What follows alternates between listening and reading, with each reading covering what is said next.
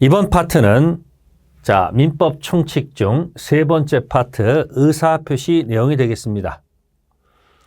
마음속에 원하는 의사를 바깥으로 표시해서 정상적으로 가는 것이 맞는데 만약에 비정상적 의사표시가 있는 경우도 있습니다. 그러면 우리가 50페이지 들어가에 앞서서 우리가 했었던 여러분들 9페이지로 다시 한번 돌아가 보시기 바라겠습니다. 앞으로 갔다가 다시 뒤로 가서 한번 보는 것, 그게 바로 우리가 수험 준비하는 방법입니다. 그러면 9페이지에 법률관계 분쟁을 보시면 끊임없는 분쟁, 바로 이것이 민법 문제로 출제가 되고 분쟁 해결 기준, 정답 찾는 기준, 우리는 공부하는 것이 아니고 시험 준비한다고 생각하시기 바랍니다. 이 중에서 여기 1번부터 13번까지 중에서 지금 7, 8, 90 홧김에 사표를 낸다, 짜고 계약했다, 착오가 있었다, 사기 강박, 바로 이 테마가 의사표시, 비정상적 의사표시가 됩니다. 그러면 이 해결 기준은 도대체 뭔가 하는 얘기죠. 그래서 우리가 이 조문을 가지고 563조 매매를 가지고 당사자 일방 갑이라 합시다. 재산권 이전 약정, 상대방 을이라 합시다. 대금 지급 약정함으로써 효력이 생긴다. 그럼 여기서 우리는 갑, 약정, 을, 약정. 그래서 판다, 산다, 약정, 약정에서 효력이 생긴다. 그래서 달라는 효력이 생깁니다. 그러면 이 갑, 을을 우리가 포장해서 당사자 존재, 약정, 약정은 청약의 의사표시, 승낙의 의사표시, 의사표 존재, 달라는 매도인과 매수인의 목적, 내용이라는 얘기죠. 그 다음에 당사자가 능력을 가져야 됩니다. 의사 능력과 행위 능력 가질 것, 의사표시는 의사와 표시가 일치하고 하자가 없을 것, 목적, 내용은 확가, 적타, 확정 가능 적법 타당성을 가질 것. 그래서 우리는 앞에서 이 능력 이야기를 설명을 드린 적이 있습니다. 그 다음에 확정 가능 적법 타당성 설명드린 적이 있고, 이번 테마가 바로 의사표시가 일치하고 하자가 없을 것. 그러면 일치하지 않는 경우, 하자가 있는 경우는 어떻게 할 것인가? 이것을 논의하고자 한다 이야기입니다. 그래서 성립요건과 효력요건, 그러면 비정상적 의사표시를 한번 나눠서 보겠습니다. 현실적으로 예를 들어서 줄 의사 없이 주겠다고 약속하는 경우 또는 홧김에 사표 낸 경우, 우리는 이것을 비진의 표시라고 부르겠습니다. 비진의 표시는 의사표시 불일치를 표자가 알고 하는데 짜고 하는 것이 아니고 혼자 했다는 뜻. 한편 짜고 계약한 경우가, 짜고는 통정 허위 표시를 합니다. 이 통정 허위 표시는 불일치를 알고 하는데 혼자 한 것이 아니고 짜고 했다는 뜻.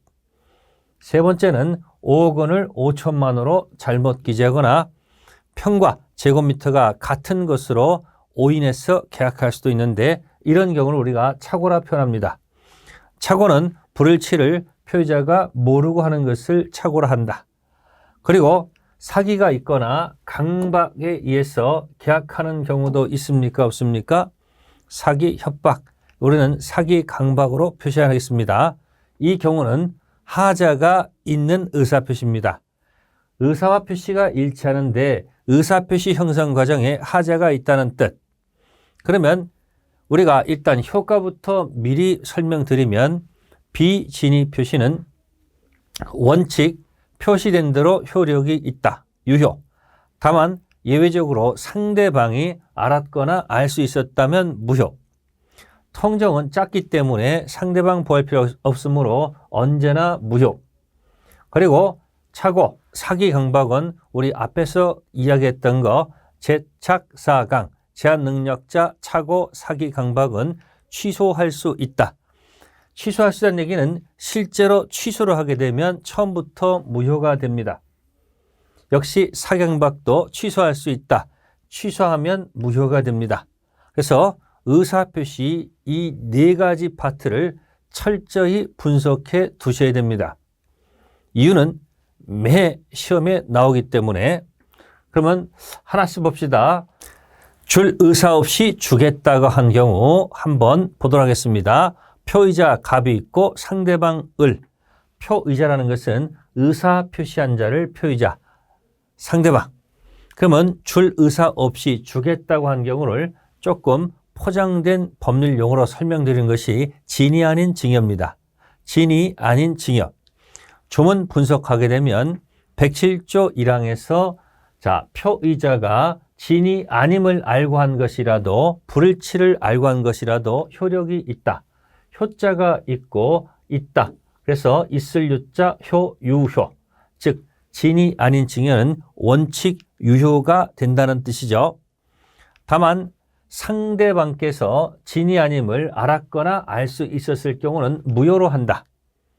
여기서 우리는 잠시 멈춰서 이렇게 표현하고자 합니다. 상자가 있고 알수. 그래서 상알수는 무효다라고 자꾸 연습하세요. 상대방이 알았거나 알 수 있었을 경우 앞으로 이렇게 줄여서 표현합니다. 상알수. 그래서 자, 알수, 상대방이 알수면 자, 무효가 된다는 뜻. 그러면 무효가 된다는 뜻은 을은 소유권 취득하지 못한다. 물론 갑과 을세에서 표의자는 무효를 주장할 것이고 이쪽은 유효를 아마도 주장할 겁니다. 그래서 입증 책임은 무효를 주장하는 표의자 갑이 이쪽에 알수를 입증하면 무효가 될 것이고 그렇지 못하면 을이 소유권 취득하는 그런 과정이 연결될 겁니다. 그 다음에 알수를 고친 말이 악의 또는 과실이거든요.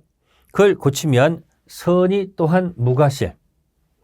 몰랐다, and 그리고 알 수 없었다. 선이 또한 무과실이면 유효로 평가한다는 뜻입니다. 그 다음에 자, 전항 의사표시 무효는 선의 함정에 대항하지 못한다고 했으므로 혹시 을이 매매를 통해서 제3자 병한테 넘겼을 때 제3자 병이 이 앞의 내용을 몰랐다면 선이, 알았다면 악입니다. 선이 악에는 자, 착하다, 나쁘다 이런 뜻이 아니고 앞의 사실을 몰랐다, 알았다 그 뜻밖에 없습니다. 그래서 선이일 때는 자, 오케이 소유권 취득할 것이고 악일 때는 꽝 소유권 취득하지 못한다는 뜻입니다. 법 조문상 무효는 선의 삼적에 대항하지 못한다. 즉 악의한테는 대항할 수 있고 선의한테는 대항할 수 없다. 이런 조문 구조를 갖고 있는 겁니다. 자, 그래서 원칙은 유효, 예외 무효. 그래서 가끔 이걸 뒤집어서 생각하시는데 자, 이 조문을 자꾸 여러분들이 눈도장 찍으시면 자연스럽게 원칙 유효, 예외 무효가 나올 겁니다. 조문을 두려워하지 마시고 자꾸 눈도장 찍으시기 바랍니다. 그것이 나중에 시험 볼 때 훨씬 더 유리합니다. 처음에는 익숙하지 않아서 싫겠지만 어차피 합격을 위해서 우리가 준비하는 거니까 조문을 자꾸 눈도장 찍으세요. 그러면 고민할 게 하나도 없습니다. 그러면 알았거나 알 수 있었을 경우를 완전히 한번 익혀보도록 하겠습니다. 이거 그냥 지나가지 마시고 충분히 여러분들이 자, 여러분 몸속에 채워질 때까지 잘 확인해 보시기 바랍니다. 갑을 진이 아닌 증여가 있었다. 건너간 제3자 병이 나왔습니다. 진이 아닌 증여, 상대방께서 알았거나 알 수 있었다면 무효로 평가받습니다. 이때 이 제3자 병이 선의일 때는 오케이, 소유권 취득하죠. 전항의 무효를 가지고 선의 제3자에게 대항할 수 없다. 두 번째, 같은 시스템입니다. 알았거나 알 수 있었을 경우 역시 무효로 평가합니다. 그런데 제3자가 악의일 때는 꽝입니다. 소유권 취득할 수 없다. 다시 합니다. 알았거나 알 수 있었을 경우 이 알수를 한자로 고친 말이 악의 또는 과실이라는 말로 연습하시기 바랍니다. 알았거나 알 수 있었을 경우를 한자로 고친 말이 뭐다? 악의 또는 과실이 있다. 그러면 한번 뒤집어 보겠습니다. 악의 또는 과실은 자, 무효, 악의 또는 과실 고쳤습니다. 그렇다 한다면 이 말을 뒤집어 보겠습니다. 악의도 아니고 과실도 없다면 선의 또한 무과실이죠. 그러면 선의 또한 무과실이면 이건 유효가 되죠. 의리 소유권 취득합니다. 그러면 뒷사람이 선의일 때 역시 오케이. 다음 선의 또한 무과실 유효입니다. 그런데 이때 악이라 할지라도 오케이로 간다는 거죠. 이게 바로 포인트입니다. 즉 여러분 보세요. 이 사람이 오케이 소유권 취득하면 뒷사람은 오케이입니다. 뭐뭐 묻지 않고 선악 묻지 않고 같이 연결됩니다. 기억하세요. 앞사람이 오케이면 뒷사람은 선이 악이 묻지 않고 오케이. 그런데 말입니다. 만약에 선의인데 과실이 있다. 즉 한쪽은 선인데 한쪽은 과실이 있다. 이렇게 양쪽으로 걸쳐 있으면 양다리 걸쳐 있죠? 이때 선인데 과실이 있으면 유효일까요? 무효일까요? 여기서 많은 수험생들이 굉장히 머리가 아파옵니다. 여기 또는을 기억하신다면 네, 악의가 아닐지라도 즉 선일지라도 과실이 있다면 이 또는 때문에 이것은 무효가 됩니다. 을은 소유권 취득할 수 없다는 얘기예요. 선인데 과실이 있으면 무효. 그런데 뒷사람이 선이라면 오케이가 됩니다. 그리고 선의인데 과실이 있는데 이자가 악이라 한다면 당연히 꽝이 됩니다. 꽝은 소유권 취득할 수 없다는 뜻이죠. 그러면 정리해 보겠습니다. 앞사람이 선의 또한 무과실로 진이 아닌 의사표시에 있어서 여기 오케이가 되면 뒷사람은 선악 묻지 않고 오케이로 갑니다. 그 다음 앞사람이 무효일 때는 선의는 보호받고 악의는 보호받지 못한다는 이야기죠. 마찬가지 앞사람이 무효일 때 뒷사람이 선의는 보호받고 악의는 보호받지 못합니다. 자, 이 알았거나 알 수 있었을 경우를 정리해 드린 겁니다. 이 논리 분석을 여러분들이 연습해 두시기 바랍니다. 어차피 겪어야 할 파트이기 때문에 그렇습니다. 그러면 진이 아닌 의사표시를 정리하는 시간을 갖습니다. 의, 효과, 적용 범위. 자, 의는 표의자가 있고 불일치가 있는데 짜고 하는 것이 아니고 자, 알고서 하는데 혼자 했다는 뜻. 그래서 원칙 유효, 예외 무효가 되죠. 예외 무효는 상알수. 상대방이 알았거나 알 수 있었을 경우 무효. 이게 악의 또는 과실이니까 유효가 되려면 뒤집어서 선의 또한 무과실로 간다. 상알수 무효 기억해 두시고 그렇지 않으면 유효. 그 다음에 입증 책임은 누가 지는가? 보세요. 표의자 갑은 무효를 정하시고 상대방은 유효를 정하게 되면 입증 책임은 당연히 무효를 주장하는 자가 입증합니다. 불공정한 법률 행위도 피해자가 무효 주장하고 폭리자가 유효 주장하면 입증 책임은 무효 주장하는 자한테 있다는 거죠. 그리고 당사자가 무효가 된다 할지라도 건너간 선의 3자에게 그 무효를 대항 주장하지 못한다. 선의는 오케이 보호받고 악의는 꽝 보호받지 못한다는 뜻. 그리고 만약에 상대방이 선의 및 무과실로 유효가 되면 기억나십니까? 뒷사람은 선악 묻지 않고 오케이로 간다는 것. 적용 범위는 신분행위는 가족법상 법률행위는 적용하지 않습니다. 재산법상 법률행위 이야기고 공법행위, 적용 없습니다. 그래서 공무원께서 사직 의사 없이 사직원을 제출한다 하더라도 민법은 사법이거든요. 민법은 사법이기 때문에 사법행위 민법 107조 적용 없다는 사실이죠. 다음 107조 관련된 판례 보도록 하겠습니다. 어떤 내용이 있는가 볼게요. 진위의 뜻이 뭘까? 자, 이게 벤츠가 있고 모닝이 있습니다. 샤넬 클래식 있고 루이 까토스가 있습니다. 가방에 관한 얘기고요. 153제곱미터 아파트가 있고 59제곱미터 아파트가 있습니다. 그러면 자, 벤츠, 샤넬 클래식, 자, 153제곱미터 아파트는 희망사항입니다. 희망사항이고요. 자, 표의자의 생각은 이렇습니다. 그래서 진위를 표의자가 원하는 희망사항이 아니고 표의자의 생각일 뿐이라는 걸 기억해 두시면 됩니다. 희망사항은 벤츠인데 지금 사고자 하는 생각은 모닝이죠. 희망사항은 샤넬 클래식인데 현실적 사고자 하는 것은 루이 까토스. 자, 이런 것을 보셔야 됩니다. 그래서 진위는 표의자가 진정으로 바라는 희망사항이 아니고 표의자의 생각일 뿐. 그리고 강박에 의해서 증여가 있으면 판례 태도는 진위가 있다라고 봅니다. 진정으로 바라진 않았지만 당시 최선 판단 역시 진위가 있다라고 봅니다. 근로자 판단에 자발적으로 사직을 했습니다. 역시 진위가 있다라고 봅니다.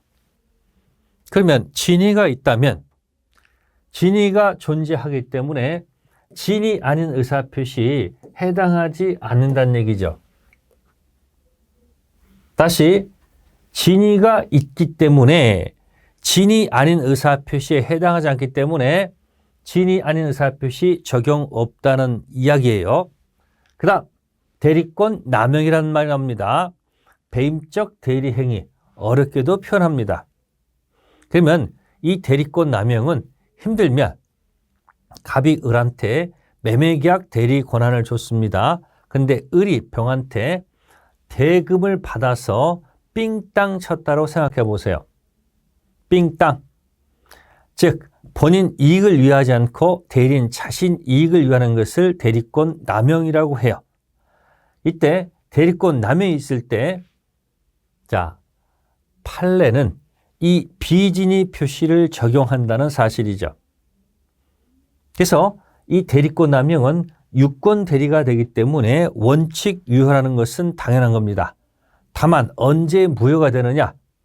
대리의 조문이 없기 때문에 의사표시에 관한 조문을 빌려다 써서 비진위 표시의 상알수를 빌려다가 자, 상대방께서 그 삥땅 친다는 사실을 알 수, 자, 상대방이 알았거나 알 수 있었다면 그때는 무효로 평가한다는 사실이죠. 다시 대리에서 연결돼서 나옵니다. 그 다음 짜고 계약한 경우를 보도록 하겠습니다. 짜고 통정했다는 이야기입니다. 자, 가짜 매매로 기억합시다. 가장 매매. 그러면 자, 채무자가 있습니다. 그러면 가장 매매를 하게 된 이유를 보니까 이렇습니다. 채권자 A 5억 채권. 이 사람 채무자예요. 자, 채무자는 빚을 갚아야 되는데 이 강제 집행을 피하기 위해서 가짜 매매를 통해서 소유권을 이쪽으로 옮겨 놓는 경우죠. 법 조문 구조를 보게 되면 짜고 한 경우는 무효로 한다. 따라서 가짜 매매는 언제나 무효라는 사실이죠. 즉, 이 상대방 을은 소유권 취득하지 못한다는 이야기죠. 따라서 언제나 무효가 되기 때문에 상대방 을은 소유권 취득할 수가 없다. 그 다음에 을이 등기된 것을 기하로 다시 이렇게 넘어가는 경우도 있겠죠.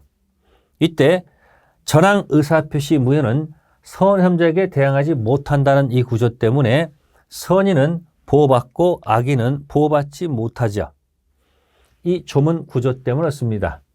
비진위 표시든 통정이든 무효 가지고 선이 제3자에게 대항하지 못한다는 이야기죠. 이 조문 구조를 가지시고 연습하십니다. 선이라는 것은 오케이, 소유권 취득한다는 얘기고, 악이라는 것은 꽝, 소유권 취득할 수 없다는 뜻.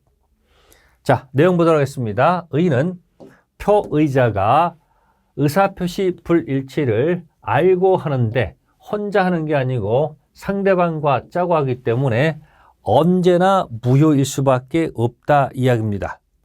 무효라는 것은 권리 의무가 발생하지 않기 때문에 이행 전이면 이행할 필요가 없고요. 이행했다면 반환받을 수 있다 이야기죠. 반환받을 수 있다. 이걸 가끔 불법 원인 급여로 해당하면 안 됩니다. 통정 무효지 반사회적 법률행위 무효가 아니기 때문에 불법 원인 급여에 해당하지 않습니다. 즉 돌려받을 수 있다는 뜻. 채무자 마지막 재산을 짜고 매매 계약한 경우, 자, 채권자 A는 채권자 취소권을 행사할 수 있다. 이거 이중 매매할 때 잠깐 나왔다가 들어갔던 이야기예요.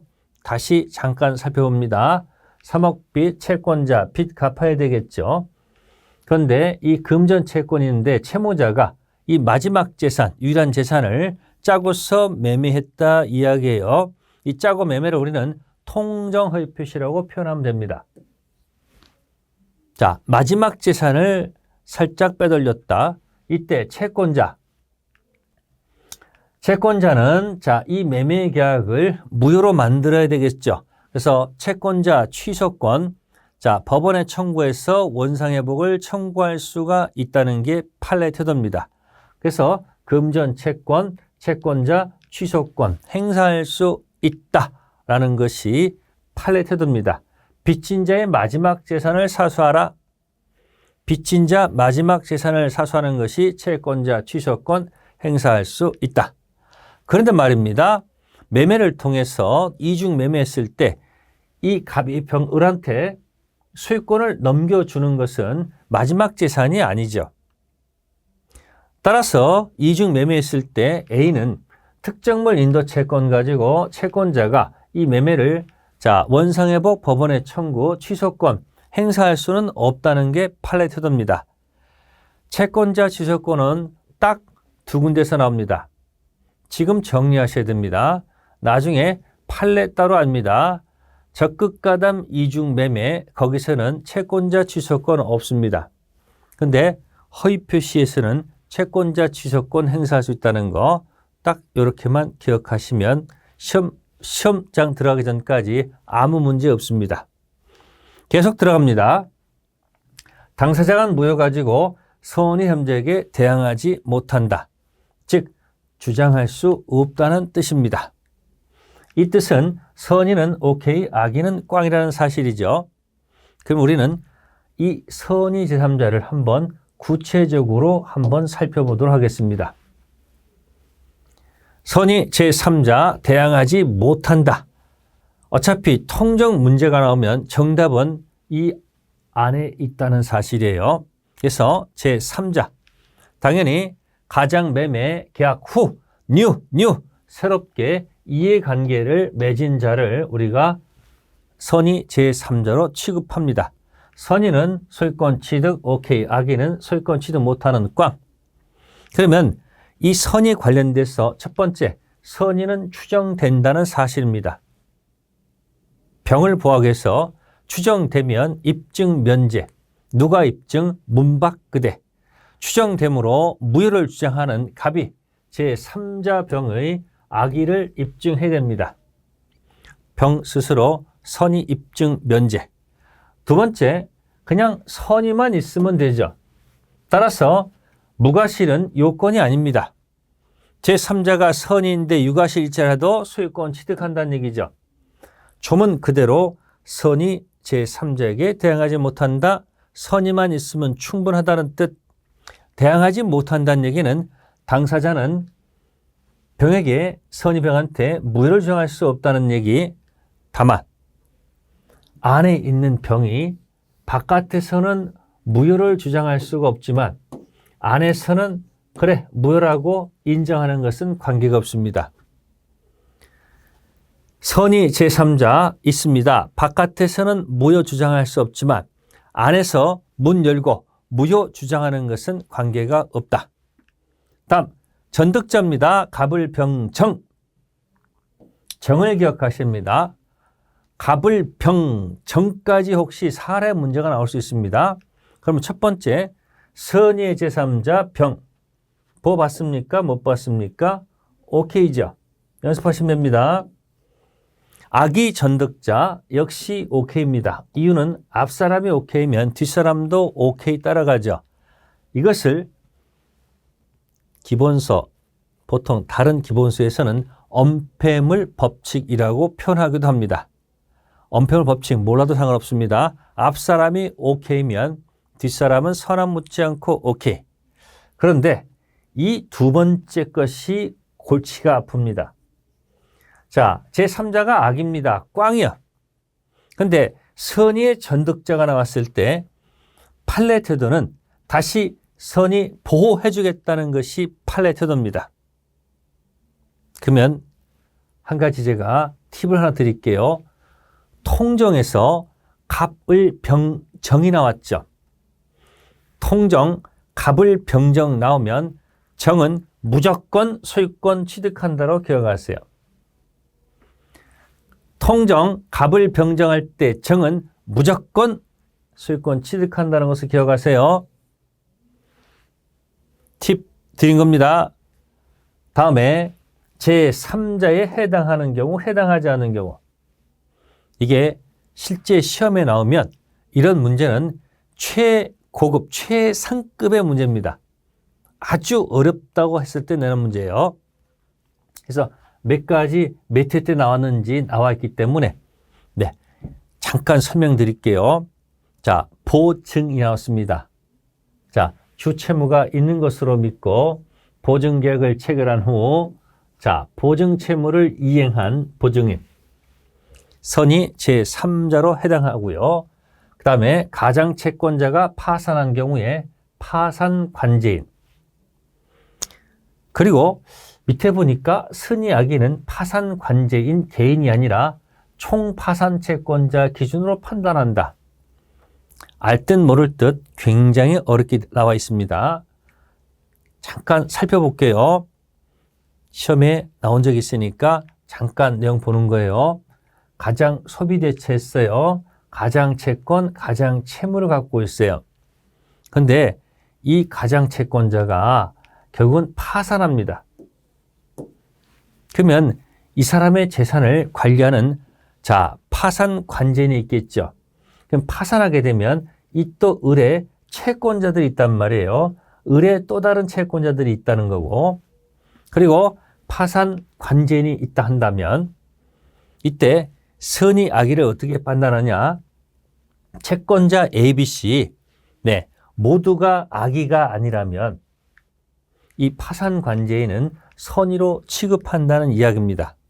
그래서 파산채권자 모두 악의가 아니라면 네, 파산관제는 선의로 평가한다는 것을 기억하시면 됩니다. 다음, 가장행위의 채권을 가압류한 자 제3자에 해당이 됩니다. 그리고 제3자에 해당하지 않는 경우 기존에 있었던 후순위 제한물권자, 가장행위 후가 아니고 그 과거에 있었던 자, 그 다음에 가장행위로서 제3자라는 계약, 이 계약 자체가 가장행위입니다. 그런데 이미 그 안에 제3자, 수익자가 존재하죠. 이런 수익자 제3자는 제3자로 평가하지 않고요. 그 다음에 포괄승계인, 상속인은 역시 제3자에 해당이 되지 않습니다. 그래서 이것을 그냥 이렇게 기억하세요. 이렇게 복잡한 것은 단순하게 하고 가면 됩니다. 그래서 보증인이 파산했으니 네, 가압류 걸어라. 제3자. 제3자가 아닌 경우는 자, 여기 기존은 3포 세대. 기존은 3포 세대, 지금은 M포 세대. 이게 무슨 얘기냐면 이런 게 있습니다. 과거에 우리 젊은이들이 자, 연애도 포기하고 결혼도 포기하고 출산까지 포기하는 것이 3포 세대입니다. 그러다가 5포 세대가 들어갑니다. 두 개 더해서 내 집 마련 포기 인간관계. 그 다음에 7포 세대입니다. 꿈과 희망까지 포기합니다. 그리고 이 D가 뭐다? 9포 세대입니다. 포기할 게 너무 많습니다. 그래서 지금은 그냥 M포 세대라고 합니다. 기존은 3포, 지금은 M포. 자, 이렇게 해서 요것으로 한번 딱 정리하고 더 이상 깊게 들어가지 말까. 다음 은닉행위와 가장행위입니다. 을에게 증여하기로 약속을 했는데 세금 아끼려고 매매로 가정해서 등기까지 넘겼다. 자, 그러면 여기서 갑토지가 있어서 증여를 숨기고 매매로 가정해서 등기가 넘어갔다는 뜻.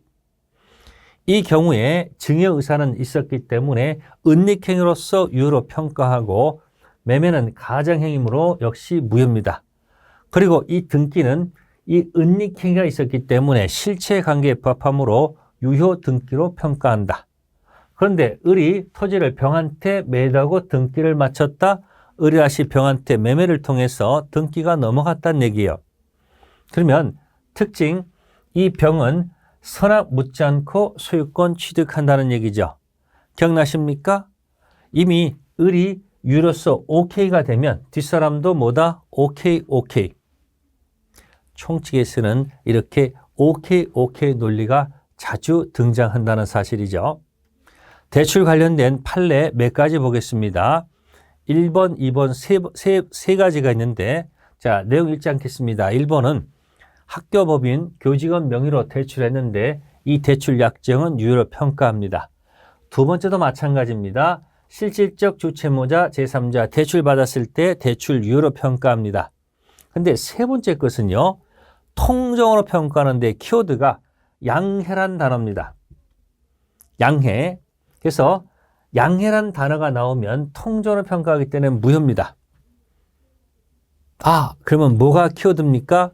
대출 관련돼서는 양해란 말이 나오면 통정 무효가 되고 나머지 것들은 무조건 유효로 평가하시기 바랍니다.